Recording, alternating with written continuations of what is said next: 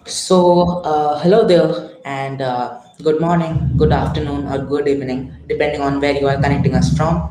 And I am Arijit, and I am here to present my talk on tiny machine learning and how it is a technology which can change our life forever and beyond. As I've already told earlier, bit things about what I do. I'm a 15-year-old high schooler from India, and I am an ambassador at Edge a tiny machine learning startup. And also, I am the lead organizer of TinyML aspirants, and I even joined the TinyML Foundation as their co-organizer for TinyML India. I've also been an embed ambassador at the Things Network, a LoRaWAN giant. You can connect to me on Twitter with the handle shown here. So, machine learning has been one of those key terms which has been like a revolution in our lives. We have come to know about AI, ML, and all of these things since the past decade, and it has been a important revolution in our lives. So, data is everywhere around us, from our fitness bands to our smartphones and everything all around us. We collect data, and we cannot imagine our life without all of these smart devices. We cannot imagine our life without a mobile phone or without a laptop or without any kind of machines. And everything smart is now AI enabled. We can prove that AI enabled everything from phones to servers, everything in between them use machine learning. Machines can now even have the capability to replicate human brain and the work done by us. There is also one more thing which came to rise since the past 2 3 decades, and those are embedded devices. There are more than 5 million mobile phones sold every year. Phones can even cover up to 66% of the human population that is living on Earth. And we cannot place server in our palm, so we have to replace it with a mobile. Fitness bands, mobiles, tablets, Amazon TV sticks, Alexas, and more. All of them consume the energy in milliwatts, and all of them are embedded devices. We can get to see that embedded devices are used everywhere in this world, from wearable devices to smartphone devices, city traffic meter, vehicle parking systems, factory, and even industrial appliances. All of them are now using embedded or edge devices. There is estimated to be around 180 billion plus ARM chips sold all over the world, including 30 million microcontrollers or MCUs sold in only 2019 itself. We can also get to see a giant amount of revolution on where we can see that the industry is slowly moving to the extreme edge. Previously, there was the revolution of servers, and they were mostly based with x86 based architectures. They consumed a lot amount of power, and they are currently around 100 million in existence. With a base CPU frequency of around 4 to 5 gigahertz, with a good amount of RAM, around 64 gigs, and a whole lot of storage with 10 terabytes. Servers are a huge beefy giant computers. Then there were the smaller computers, the desktops and the laptops. And they were the same too. They even had the x86 architecture. They even consumed a good amount of power. There are estimated to be around 2 to 3 billion computers in this world, with a base CPU frequency of around 3 gigahertz and a good amount of RAM of 16 gigabytes and storage of around 1 terabytes. It's pretty good for a good amount of laptop. Then came the revolution of smartphones. Smartphones now came to revolutionize everything. They were based on ARM. They consumed a lot more amount of less power as compared to the servers or the computers. They are also estimated to be around 2 to 3 billion smartphone devices in this world. And they are around the base CPU clock frequency of around 2 gigahertz with RAM of around 4 gigabytes and storage of around 32 or 64 gigabytes. And there is also one more important thing, which are the MCUs or the microcontrollers. They even use ARM based architectures and they are superbly low power at their existence. There are estimated to be around 30 to 40 billion microcontrollers in this world up to existence, and they are increasing day by day. With a base CPU frequency of only 100 megahertz and RAM and all of those of only 100 kilobytes to 1 megabyte, Microcontrollers are the smallest amount of devices that we can get to see in this world. And similarly, we are talking about AI inferences, and that gets to change as well. For the servers and the computers, we can get to see the usage of TensorFlow Lite, PyTorch, OpenVINO for the CPU inferences, and even YOLO or the darknet architecture. Whereas on smartphones, we can get to see the TensorFlow Lite, OpenCV, all this kind of architectures, which are lightweight. And for the microcontrollers, we need to make something which is extremely lightweight. And so it was around the time that engineers from Google, ARM, all of them collaborated to form TensorFlow Lite Micro, which is the next generation of machine learning framework for microcontrollers. And they can even generate microcontroller or the machine learning code for microcontrollers in less than 100 kilobytes, which is immense as compared to the previous generations. So we can conclude that embedded devices or edge devices, and when they are being combined with AI, it forms a great amount of killer combination. TinyML Foundation and all of these companies work to bring the power of artificial intelligence to everyone. Energy consumption in the embedded devices are only a few milliwatts. Memory resource, they are memory constrained, and they are less amount of memory such as less than 1 megabytes. Yet it can run full-fledged complete machine learning models using the support from all these teams. Accuracy, they are being graded as per due to different techniques such as the transfer learning machine learning model. So we can get to conclude one more thing. TinyML or tiny machine learning is a thing which is developers and industry 4.0's paradise with support from so different amount of communities and support from so different amount of hardware and software vendors. There is a great thing that has been going on in tiny machine learning era. And this is possible because of the support from all these gigantic companies, namely Microsoft, Google, ARM, Qualcomm, and also from hardware vendors such as Nordic, Arduino, and more on that. And even from startups such as Ajumpers, SensiML, Infineon, and all of them. The combined effort from all these companies are bringing the TinyML revolution in our hands. Now, the question arises to developers, do we get any kind of special benefits using TinyML rather than using the early ML instances that we had been using since the past so long amount of years? The answer is yes. Edge hardware is low in cost, and there is excellent software support and strong community support from everywhere around the world for TinyML. And it takes very less amount of time to grow from prototype to a production using TinyML hardware. We can get to see the TinyML community to be huge and is constantly growing. As per the TinyML Foundation, the meetup groups consist of around 20 plus countries with 30 plus groups and more than 5,000 members, which is huge as per compared to the revolution. So we've got to see that TinyML is an important thing that is being doing, that is being done and is being followed in this world. Now the question arises, how quickly can we develop this TinyML model and can run it on a microcontroller, which is our target hardware? Let me show you how using the software called as HMPus. I will stop sharing my screen if this seems good, and I will open my this HMPus dashboard. So HMPus provides the HMPus Studio, which is a web dashboard based ID in where you can generate your machine learning software for MCUs using a pretty low amount of time. So today I will be using this little board, this little MCU, which is called as the HiMax V1 Dev board, and I will use it to classify in between a mango and a sweet lime. So I will just connect this board using my USB cable to my laptop here, and I will open up the command prompt in my this Windows machine, and I will just type Edge Impulse Daemon,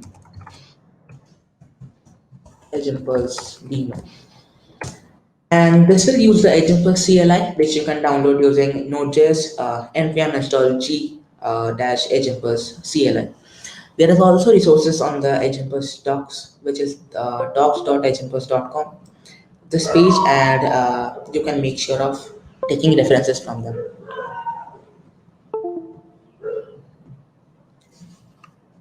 I will just reconnect my device.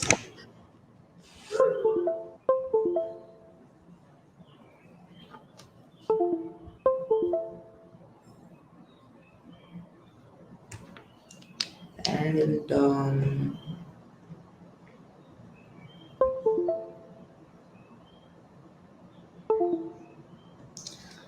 let me just stop doing it, and I will try it again with another USB port.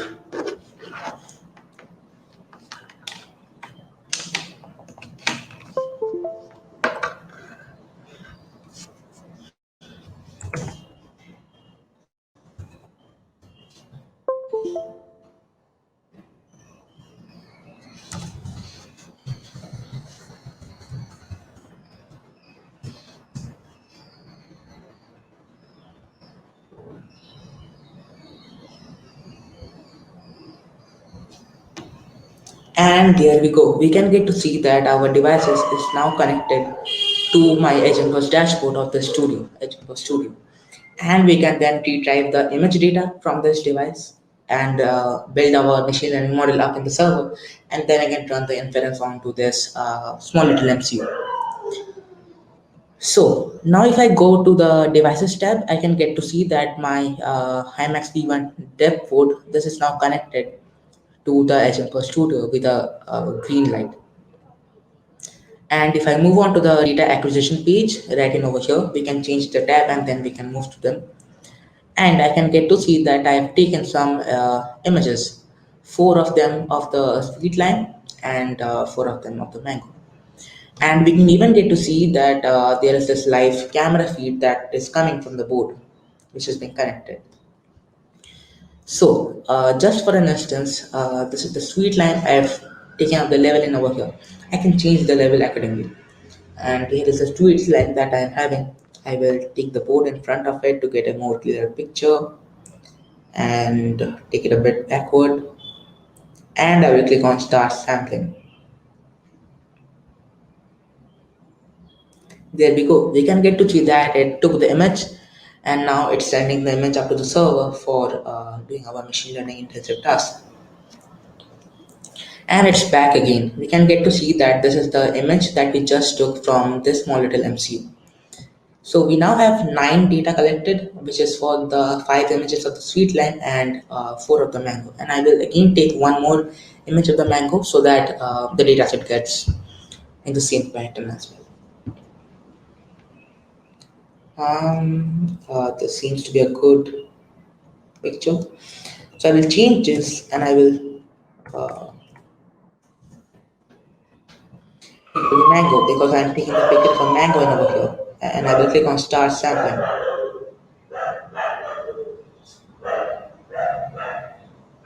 And the same thing happens here. It takes the picture and it again connects back to Agentbus Studio for uploading. It can even connect using the web USB. Like if you don't want to use the Agentbus CLI, then you can use the web USB, which connects directly to the serial terminal and into this MCU. So that is pretty it. That is pretty much it. We have collected the training data and the same for the test data. I have collected as well 2 images of the sweet lime and 2 of the mango, and that seems to be going pretty good. So I will click on impulse design, and we can select the processing blocks and the learning blocks from in over here. And I'm taking the normal ones, which is the image, and we are doing transfer learning to deploy this on microcontrollers. So the same I will click on, and I will click on save impulse. I have already done this earlier, so this has created my different tabs where I can train my model. So I will click on this image tab, this option, and since this board has grayscale mode, I will click on grayscale and I will click on save parameters. And it saves the parameters, and then we can generate or extract the features out from the image. I will click on that. and we can get to see all the logs which is coming out from the server for the feature generation output.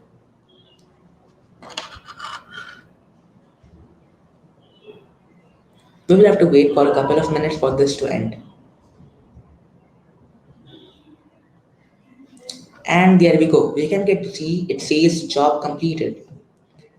And there we go. We can get to see a 3-axis visualization explorer in where the various different images of the mango and the sweet lamb that we have taken gets classified accordingly to the depth of them. We can even get to see the on-device performance rate and the peak RAM usage in over here. Now I'm moving on to the transfer learning method in where we can choose various different kind of models that we can get to use. So if I click on this one, choose a different model, then here are all the various different kind of models that we can make sure of using. So as of now, I will make use of this one, which is the MobileNet V2 96 cross 96 0.1. I will click on add and that's it added. We can even get to change the minimum confidence rating on which it will train up the cycle. And for a quicker instance, I will take it to be 10 training cycle. You can even make use of the keras mode if you are a Python developer, or you can even take it as a Jupyter notebook, and then you can then run it onto your local machine for training of it. So I will click it as default, and I will just change the number of training cycles to be 10. And I'm going to be clicking on start training. We can get to see the logs coming in from the server again for the training output.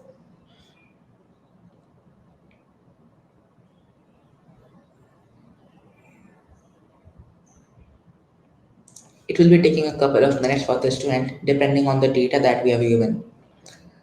This should be doing faster as because the number of images that I've used are pretty low as per compared to the images that you will probably be using when you're taking this device to deployment stage. It's now saving up the model after doing the inference.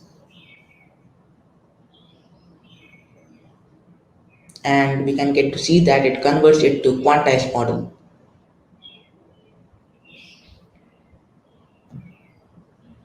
I will zoom it in a bit for everyone to see it clearly.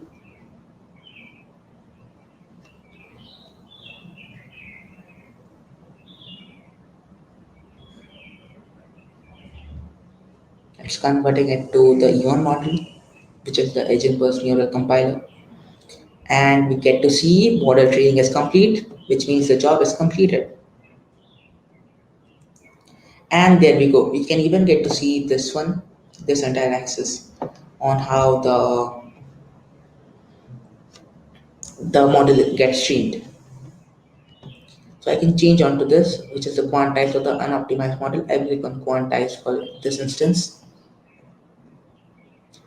This accuracy is very low in over here because of the less amount of images that I've used, but for a faster in over here. But you can gradually change this and the accuracy can even reach up to 100%.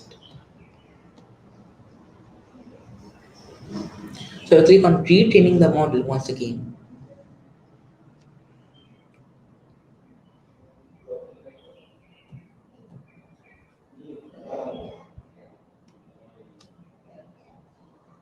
And there we go, we can get to see that it's taking some time for doing the transfer learning process, but it does its job.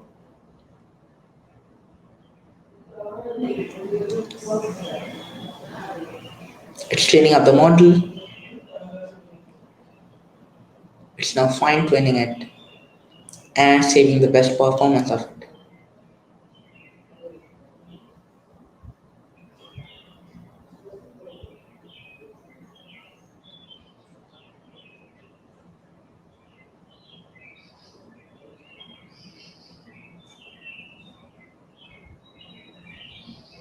It's still saving the model and will take about a minute for it to end. It's now converting it to the quantized model. And there we go. We can get to see that the model training is complete. So now, as I've already connected this device, which is being connected over the CLI, I can get to see the live camera from the device. And let's see, I will keep this mango in over here and I will take a picture of it.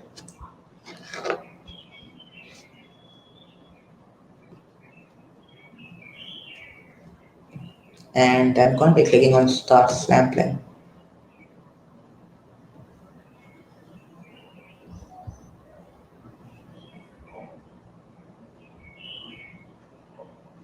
It's now flashing and the model in over here. You can get to see that it is blinking on and off. And there we go. You can get to see that it stays mango to be 67%, that this thing is a mango. And that's pretty much it. That's how you can train your own model using HMPers, your own time machine learning model. And now I'll click on this deployment tab because I want to run this on my MCU. And here I'm using the HiMax V1, this board and right in over here. So I'm going to be clicking on that and I will click on the NML Eon compiler to use the same amount of accuracy but around 50% of the less memory because we are resource constrained over here. And I will click on Analyze Optimizations.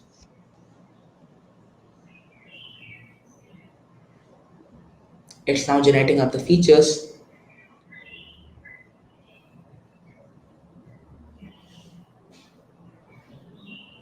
And there we go. We can get to see the amount of accuracy and all of those latency that we can get to see now here. And the latency seems to be very uh, good in over here as per compared to the MCU based instances. It's only 96 milliseconds. So that's pretty much it. That's how you can again rebuild your model in case if you want to take this out and just run your model onto your MCU.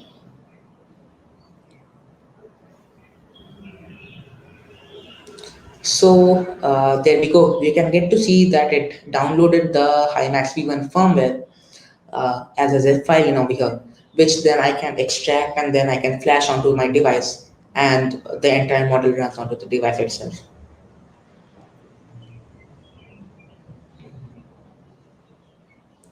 So I will open up a file explorer to get the device where it is and downloads.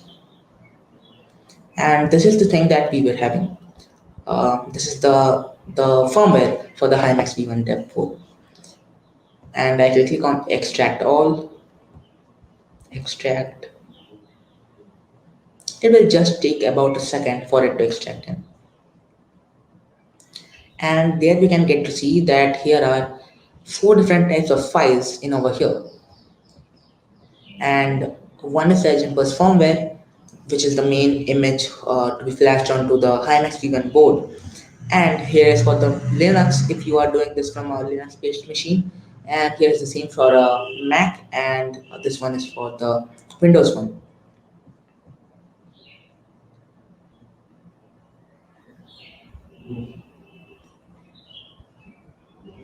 I will click on Crown NB.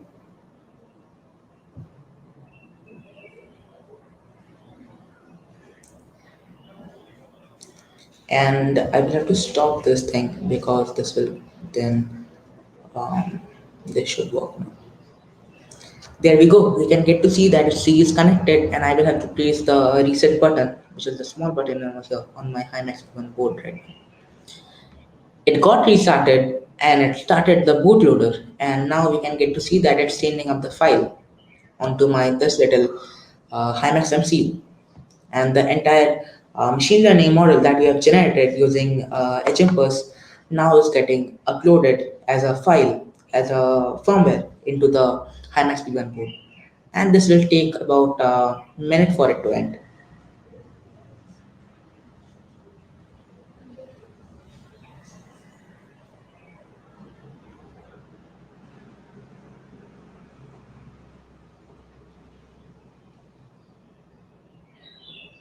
The file size of the this firmware actually gets changed as per the model that we are training.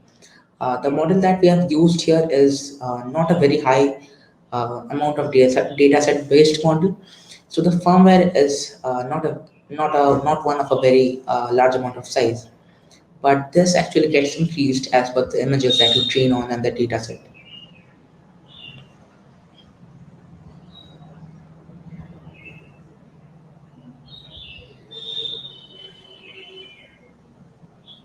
After this, we can connect it to the Edge and Pulse CLI, and then we can access what the board lively sees.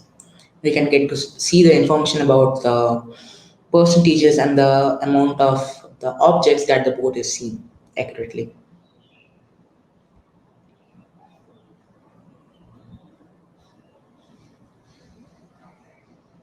And it got uploaded. And I will press restart again to start my application. And it has got directly flashed onto the board. And we can get to see that sees the option to run your impulse on your development board. Run edge impulse, run impulse. And I will copy this one. And it says press any key to continue the flashing. So the flashing is done. And I will again open up my command prompt and I will press on edge impulse, run impulse.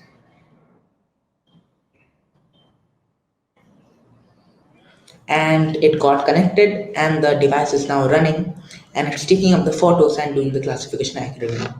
And suppose if I take this in front of the mango, we can get to see that it says 75% of that thing is a mango. We can even take this in front of the sweet line that I'm having and it says it is 68% sweet line. Pretty good, pretty neat amount of accuracy that we are getting in over here.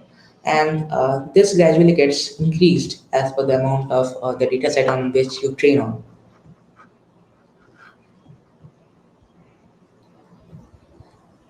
So I will just check back into my presentation.